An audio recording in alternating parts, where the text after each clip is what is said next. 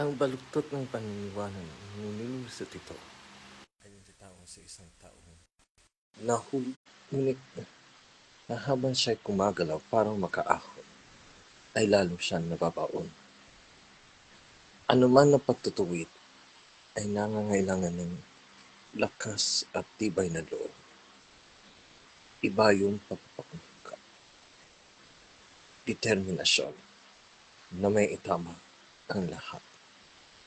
Pwede na sigurong umabot pa ito sa pagkakabilat sa kahihiyan.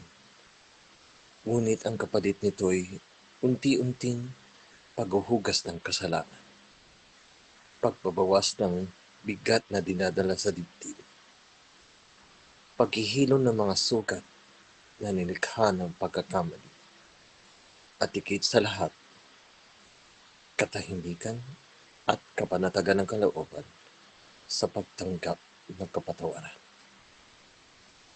Ilan ba sa ating gaya ni Lourdes ay isinubok ang sarili alang-alang sa kanyang minamahal? Sinakripisyo ang pangalan at karangalan para pagtakpan ng kanyang iniibig. Ngunit pagdating sa dulo, iisang katanungan. Sulit nga ba?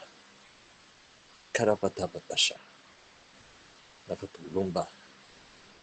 Pero kahit minsan, sadya tayong maumpog para tayong matauhan, mahagupit para tayong matuto, mapasok para tayong magising. Ang mahalaga yung nakikita natin na hindi pa uli ang lahat.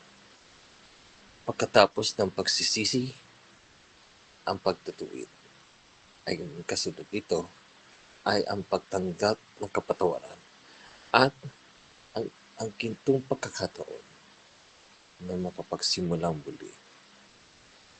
Ngunit kahit sabihin pang ito ay pira-piraso ng buhay, gulag-gulan ng buhay, may isang mapagpalang kamay na tutulong at tutulong upang mahalin ito ay ulit-ulit mabuo.